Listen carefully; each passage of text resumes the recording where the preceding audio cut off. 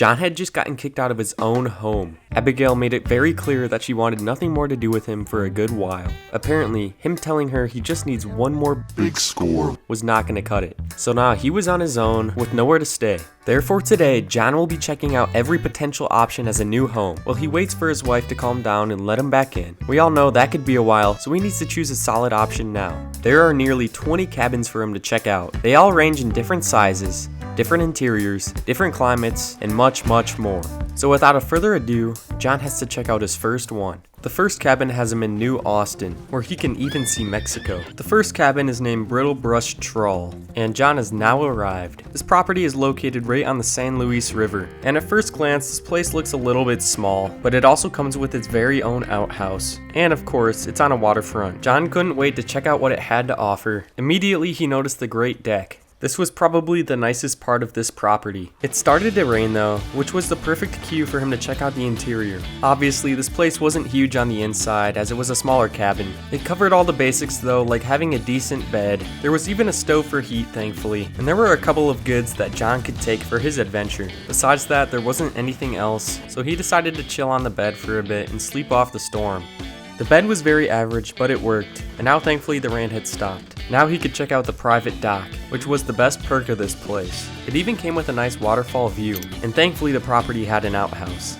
That was enough of this first cabin though. John was ready for the next one. The next place was not far away and is known as Stillwater Cabin. Like the name says, it's located on the Stillwater Creek, and it is a small but decently nice property. The main cabin looks about the same size as the previous one, but it also has a great deck area and a private fishing dock and a great pond. John decided it was time to check this place out, specifically the interior. This cabin honestly felt more cramped than the last one, but that is for some good reasons. First, of course, it had a sleeping area, but unlike the last, it actually had some sort of a kitchen, and of course the same stove. John found some rum, which he was sure to take. Next, he went to go check out the fishing dock, and this guy's dog clearly didn't want him there. And well, what do you guess, it started to rain again, but at least he could talk to this guy and see if he caught anything. But honestly, John just cared about getting out of the rain, which made this a perfect time for the sleeping test. Thankfully, after his sleep, he woke up to no more rain, and he could test out this awesome deck now. It was going to be hard to top this right here, but John had enough of this place. It was time to hit the next cabin. This next one is also on the San Luis River,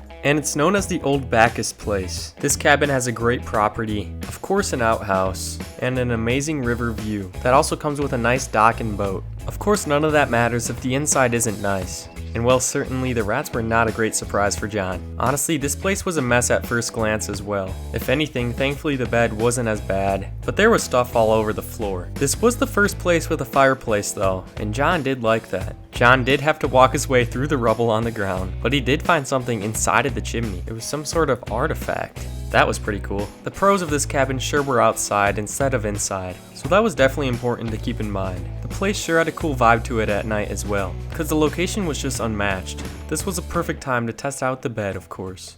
Well, as you can probably guess by now, in the morning it was raining. John had to quickly get to the next one, which was way west into the desert, where he found his next cabin located right on the lake called Don Julio.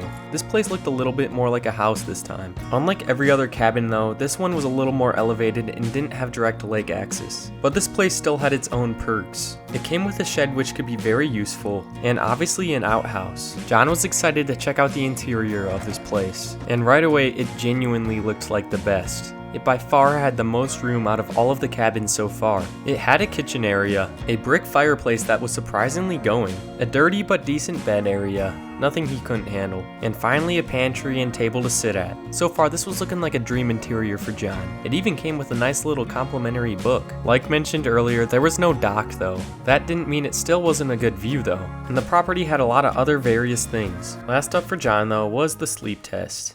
The bed was very average, but it worked, and John awoke to a nice interior once again. This one so far was one of his favorites, and he was ready to move on. There was still 3 cabins he had to hit in the desert before he could move on to the next ones. The first of which was called the Rio del Lobo house. This was the first cabin with no water in sight. The house itself looked decently nice, and it had a good view in the background, but the property itself didn't have anything else. John liked the gutter system that was set up here, but honestly, would they even be necessary in the desert? He walked inside to be pleasantly surprised. Overall, the room was very nice. The cabin had decent space inside, the cleanest tablecloth he'd ever seen, a spotless rug on the floor, the usual stove, and even some nice decorations like a clock and an alarm clock by his bedside. The only thing that looked alarming was the bed itself. What in the world was on the sheets there? Besides that though, that's all this place had to offer, except John did find a lockbox underneath the bed that ended up having some coins inside. Besides that though, all that was left was a sleep test on the nasty bed. And in the morning he was off to the next place, which is called the Pleasance House.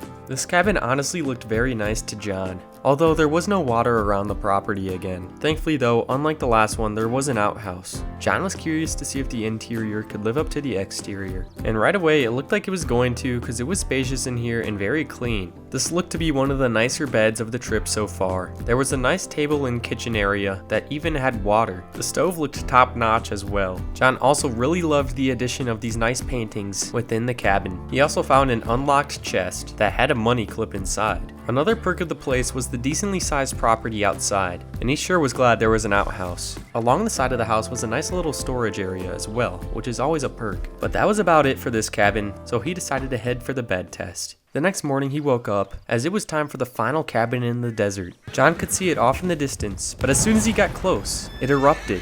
What in the world has happened? Well, I guess it's safe to say that he will not be choosing this cabin as his choice, as this thing was blown to smithereens. To John's luck though, he ended up finding one more possible option in the desert. This place is known as Silent Stead. Right away, John was impressed by the extensive backyard that even had its own goat. There were plenty of workshop items back here as well, which was another perk. The fenced-in backyard made this place unique compared to the rest of them. Now, could the interior match up with the awesome backyard? John was gonna find out, and oh boy did it. This place was one of the nicest so far. There was literally a meal for two set up for him right as he got inside. The nice brick fireplace was also going, and the kitchen had another well pump for water, which was another great perk. The only questionable thing in this cabin was the bed. It had another really weird stain on it, almost in the same exact spot as one of the cabins before. This place was overall super spacious, more than enough for one guy. It actually had a back door too to the backyard, so of course John was gonna check that out. John made eye contact with the goat and it lunged at him, headbutting him to the ground.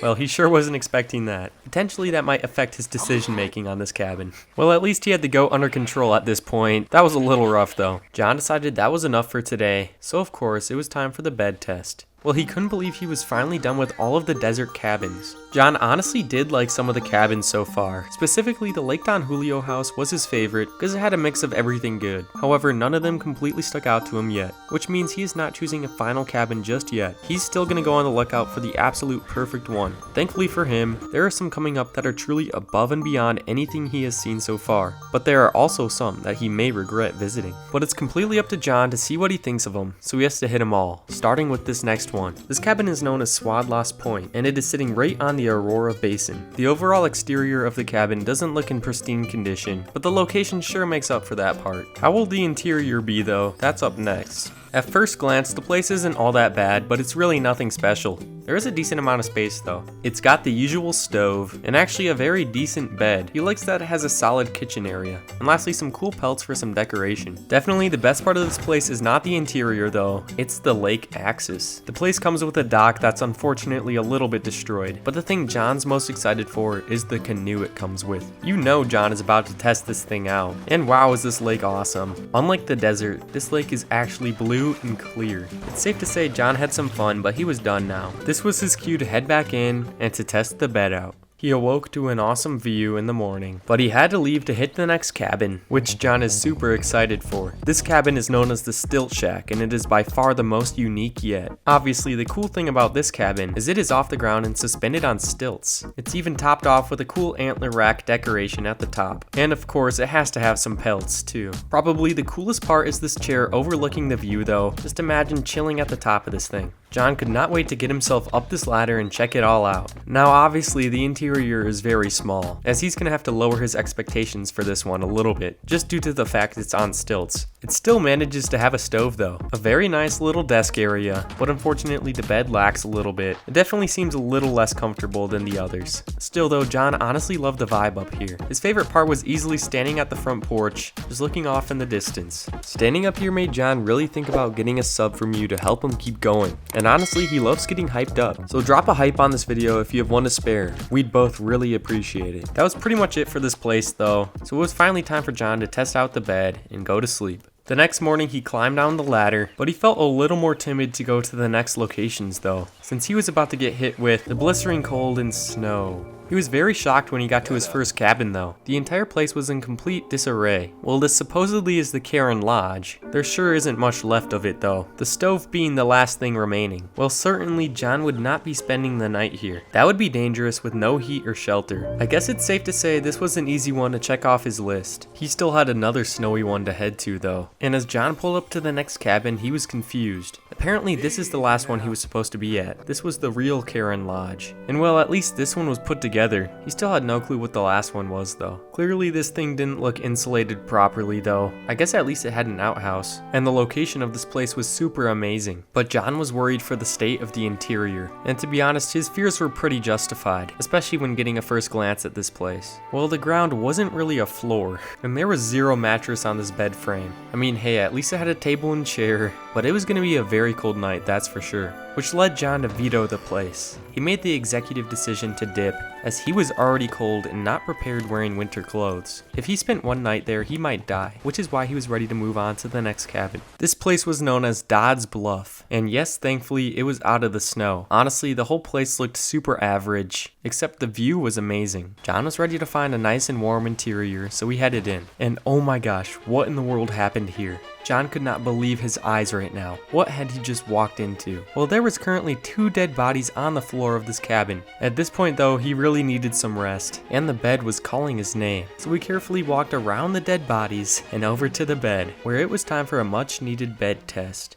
Well, apparently those dead bodies were in fact not a dream because they were still there. He couldn't believe he just slept with them there. Well, at least it was time for him to move on, as he came up on his most anticipated cabin yet. Welcome to the loft. This may be the true pinnacle of cabins in this world. Just at a brief glance, John knew he was gonna love this place. Of course it had an outhouse. It even had a little tent area right beside it. Its most defining feature is its tower though. John could not wait to check this place out. And well, the inside did not disappoint. First of all, this place had its own mudroom entrance area, a nice looking stove, the absolute nicest bed that John had laid eyes on so far this entire adventure. The frame was literally gold. Of course there was a map on the wall, and a thing John couldn't wait to check out, the ladder to the top. It's safe to say that this place was absolutely massive. John was ready to climb up though, so he started his ascent. He was ready to check this out. The tower certainly didn't disappoint him. He could see for miles up here. This place certainly felt right for John. He couldn't forget though that there was many places ahead of him still that he had to check out. Obviously he liked this place, but who knew what he'd find in the future? He couldn't commit fully just yet. John had enough of the tower though and headed outside. There was one more super cool thing about this place: the basement. At this point, it's safe to say this was basically a dream home for John. Why would he even want to go home to the ranch with his wife at this point? But yeah, this basement had everything. Every possible tool he could need, let alone all of the newest and nicest things. This place was perfect for any type of project he needed to get done. That place was awesome, but he headed back inside because he was ready to sleep in the awesome bed.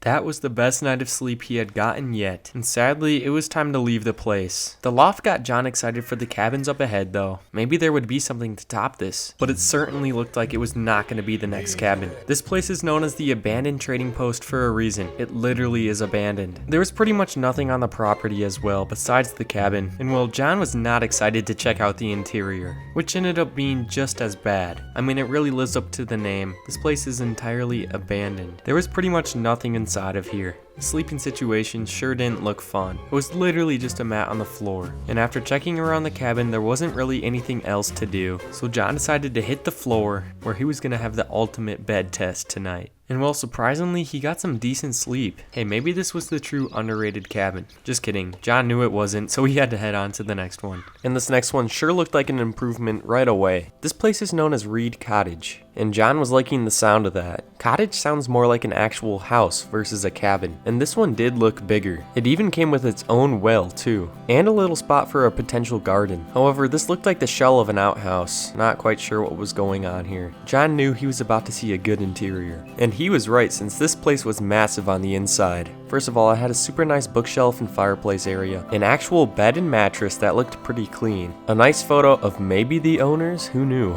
a massive kitchen area that spanned across the entire half of the building, which all made this place absolutely huge on the inside, and John overall was definitely a fan. After looking around, he found something inside of the chimney. It was some sort of map. Who knew what this led to or what it meant, but it was kind of cool to find. He went outside to look around the property, and he found a nice well. He also saw the wood storage on the side, which is always good to have, and just some other general storage on the other side of the house. That was basically it for this cottage though, so John hit the bed and went for the sleep test. Well, he woke up and of course it was raining outside, so he said bye to the cottage and left for the next one. And thankfully by the time he got there, the rain had stopped. This next place was called Deer Cottage. The overall vibe and everything looked almost identical, except this one actually had some plants growing in the little garden. Once again, it had a nice well though, and thankfully a working outhouse unlike the last one. John wondered if the inside would be very similar as well, and it sure was, as this place looked nearly identical to the last one. I mean, at least this time the fire was actually going, but the overall layout was the exact same. It had a bed, it had the massive kitchen, and even the same dining table area. John took advantage of the lit fireplace this time,